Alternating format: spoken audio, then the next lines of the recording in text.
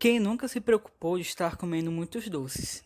Segundo Robert Lucien, professor de pediatria da Divisão de Endocrinologia da Universidade da Califórnia, afirma que o nível de insulina de todo mundo está de 2 a 4 vezes mais alto do que era há 40 anos atrás. Ele afirma que a insulina é adicionada quando comemos açúcar, cria uma resistência à leptina, conhecida como hormônio da saciedade. O açúcar comum, conhecido como sacarose, é um carboidrato de rápida absorção, composto de glicose e frutose. No que se refere a isso, historicamente a população tem se tornado potenciais consumidores de açúcar e isso tem trazido muitas consequências negativas para a saúde. Eu sou o Tiago e nós somos alunos da Engenharia de Alimentos do UFC e esse é o Engenharia de quê?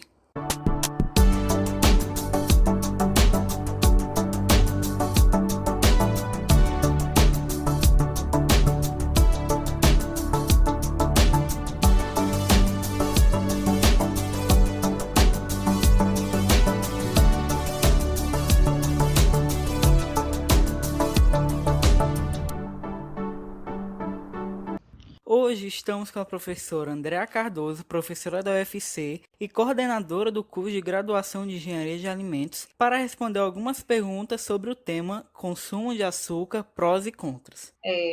Primeiramente, eu gostaria de agradecer pelo convite, né, e pela oportunidade de falar sobre esse assunto tão importante. Professora, na sua opinião, o açúcar é realmente um vilão? Bom, eu não afirmaria, né, que o açúcar ele é um vilão, porque o corpo ele utiliza açúcar não somente como fonte de energia, mas também diversas fontes, né, que contribuem para o bom funcionamento do corpo, né? Então, o açúcar está associado ao bom funcionamento do cérebro, né, regeneração celular, biossíntese de biomoléculas, também contribui para a saciedade, para a manutenção corporal, para a resistência física, né, e atua também na reserva de energia, entre outras funções, né? Então, o corpo ele necessita de aproximadamente de 110 a 130 gramas de carboidrato total por dia, né? Mas a questão é que nós não precisamos consumir sacarose, nem precisamos consumir doces para a gente disponibilizar para o nosso corpo esse carboidrato que o corpo necessita, né? Então, a questão de todo o problema relacionado à sacarose, na minha opinião, é a quantidade que ela é consumida, né, e a forma também como ela é disponibilizada no mercado. Ela é isolada do caldo de cana e comercializada como um produto químico, né, em sacos de 1 quilo. Então, não é comum as pessoas fazerem o uso de cana de açúcar, de cana crua, né, para consumir algo doce, nem do caldo de cana, nem do melado, como uma forma de adoçar os alimentos, né? Então, a sacarose, da forma como ela é consumida, ela acaba extrapolando as quantidades ideais diárias, né? E gerando uma instabilidade no desempenho do organismo. Qual o principal efeito no organismo o açúcar provoca?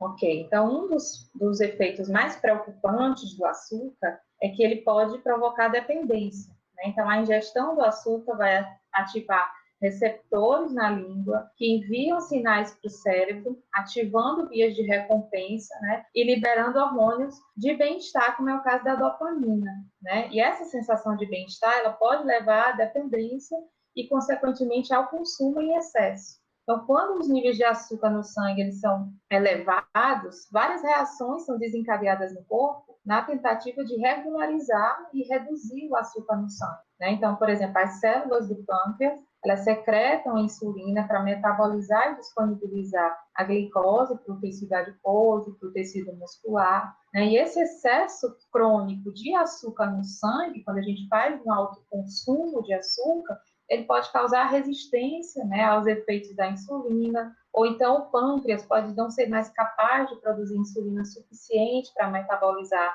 a glicose, né, e aí vai começar a provocar alguns problemas, como é o caso da diabetes tipo 2, né. Então, os níveis de açúcar elevados no sangue, eles também podem afetar uma área-chave no cérebro, que é o hipotálamo, que faz com que a frequência cardíaca acelere, né, e pode causar também a pressão alta, né, a pressão pode subir por conta de afetar essa área do cérebro. O excesso de consumo do açúcar, ele está associado, pode estar associado também a outras doenças, como ele pode gerar obesidade, aparecimento de cáries, doenças cardíacas, né, doenças crônicas.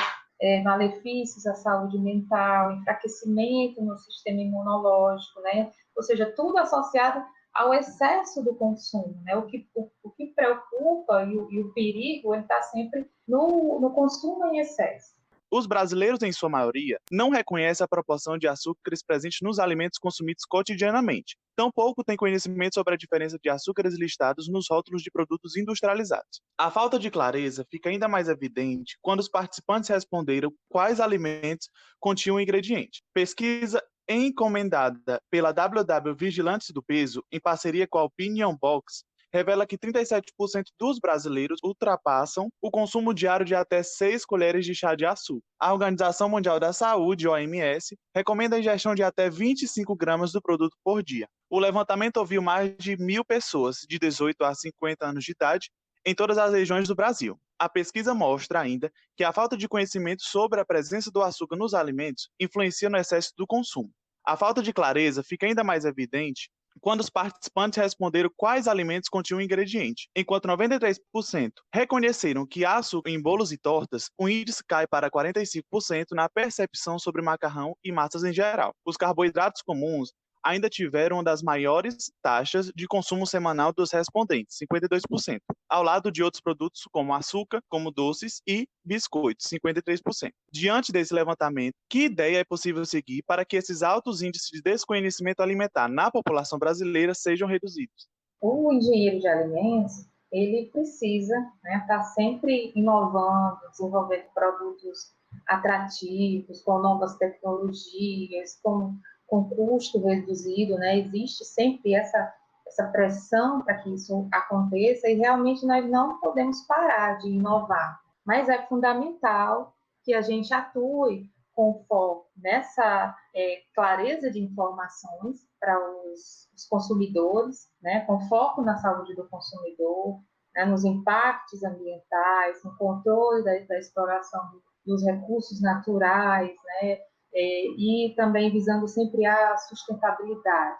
Então, o papel do engenheiro de alimentos e de todos os profissionais que trabalham no setor de alimentação é trabalhar com muita ética, né, com muita responsabilidade, respeitando a legislação, não permitindo nenhuma irregularidade, né, não induzindo no momento da criação dos rótulos, não induzindo ao engano do consumidor, ao erro de leitura do rótulo do consumidor. Né? Então, a fiscalização e a manutenção devem ser constantes, as matérias-primas devem ser sempre de boa qualidade, e a quantidade de aditivos, de conservantes adicionados também devem ser sempre nas concentrações liberadas pelas autoridades. Né? Mas, ao mesmo tempo, eu acredito também que os consumidores eles têm que fazer a parte deles também. Né? Então, adquirir o hábito de ler o rótulo, de aprender a ler o rótulo dos alimentos, né? Porque está ali que contém açúcar, né? E pela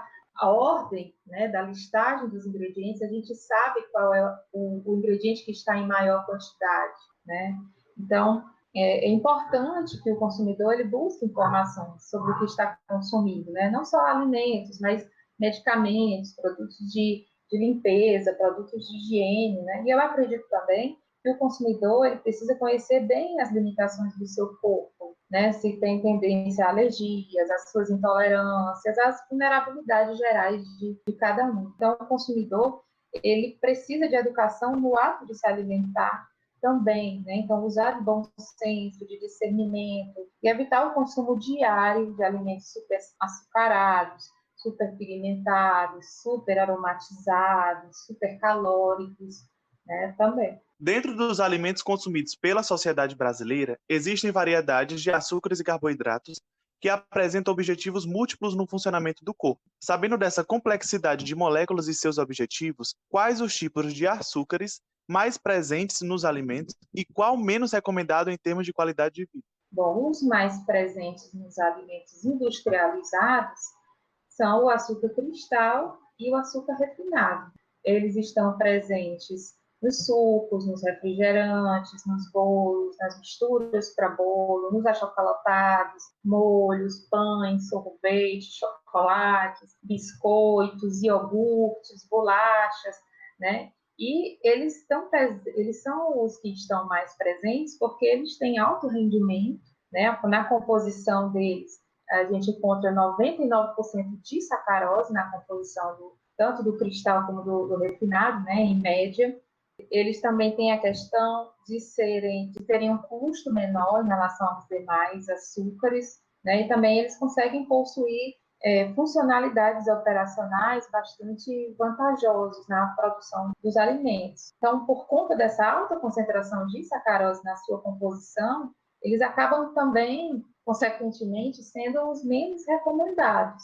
E, além do cristal e do refinado, a gente pode incluir também, na lista dos menos recomendados, eu também incluiria o açúcar de confeiteiro e o açúcar impalpável, né? Porque, além de muita sacarose na sua composição, ele também contém amido na sua formulação, né? Então, são açúcares que elevam rapidamente os níveis de açúcar no sangue, né? E não oferecem nenhuma outra substância, né? E são considerados carboidratos vazios. De todos os produtos derivados da cana-de-açúcar, o açúcar apresenta um papel de destaque. Dentre as suas inúmeras aplicações na alimentação humana e na tecnologia de fabricação dos alimentos, o açúcar destaca-se como nutriente energético ou por conferir propriedades características como textura, corpo, palatabilidade, estabilidade, volume, entre outras ações específicas. O açúcar é o adoçante mais versátil de todos os que temos disponíveis.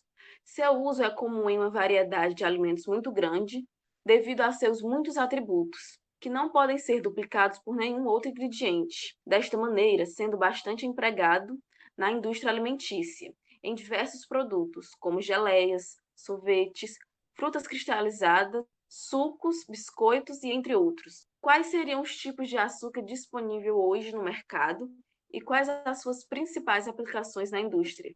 O mercado ele disponibiliza vários tipos de açúcares, né, variando na concentração de sacarose. Existem os açúcares sólidos, os açúcares líquidos, né, o açúcar tipo exportação, os destinados à indústria e os de uso doméstico. Então, eu aqui na minha cabeça teria pelo menos uns 20 tipos aqui para falar para vocês, mas a gente não consegue por conta do tempo, né? Mas, por exemplo, nos açúcares com maior teor de sacarose, como é o caso do cristal e do demerara, o caldo de cana ele passa por várias etapas de purificação. Já, por exemplo, no açúcar demerara, o caldo de cana ele passa somente por uma etapa de purificação, né? Então, ele contém, em média, 95% de sacarose, né? A quantidade de sacarose é reduzida em relação ao cristal e ao refinado. Ele é usado na fabricação de produtos naturais, é também de uso doméstico, né? E também tipo exportação. Ele é mais úmido em relação ao cristal e o refinado, tem um tom mais amarronzado, né? E um leve amargor, né? Pelo fato de conter resíduos, né? De conter melado de cana envolvidos no cristal de açúcar. No caso do açúcar mascavo, o caldo ele não passa por nenhuma etapa de purificação. Então, ele contém, em média, o mascavo, 85% de sacarose. Né? Então, ele tem uma cor bastante forte, né? Uma cor bem mais escura e o sabor é mais amargo, porque ele conserva todas as substâncias do caldo de cana, né? Provenientes da cana natural, da cana crua. Então, ele contém ferro, zinco, cálcio, potássio, vitaminas do complexo B, né? Por isso ele é bastante utilizado na fabricação de produtos integrais, pão integral, bolo integral, biscoito integral, né? E existe aí uma vasta variedade, né? Existem os líquidos que são utilizados em xaropes, em medicamentos, em bebidas incolores, em balas, e por aí vai, né? A lista é grande. É evidente que bebidas açucaradas, como refrigerante, energético e entre outros, possuem uma quantidade expressiva de açúcares refinados. Há uma preocupação com a quantidade de açúcar nos processos industriais? Sim, existem várias iniciativas, né, que geralmente parte do Ministério da Saúde ou do mapa do governo, de uma forma geral, né, na tentativa de tornar os alimentos mais saudáveis. Né? Então, desde 2007, o governo discute com indústrias de alimentos com o objetivo, né, de fechar acordos para tornar os alimentos mais mais saudáveis, né? Então, um exemplo recente foi um acordo firmado em 2018, né, com o Ministério da Saúde. Ele assinou um acordo com a Anvisa e com cerca de 70 empresas diferentes, né, responsáveis por produzir mais de 1.140 produtos industrializados que contêm açúcar, né? Então, esse acordo inclui a redução do açúcar em 5 categorias de alimentos, né? Na categoria de bebidas açucaradas, bolos e misturas, achocolatados, biscoitos e produtos lácteos, né? Então, o objetivo desse acordo é reduzir o consumo, né, de mais de 140 mil toneladas de açúcar até 2022. Então, essa iniciativa do governo, essas iniciativas do governo, elas também estão muito associadas aos altos custos, né, com a saúde pública. Então, os altos gastos do SUS, por exemplo, para tratar pacientes com doenças causadas pelo excesso crônico de açúcar no sangue, e também o alto consumo de sal, né, de gordura trans,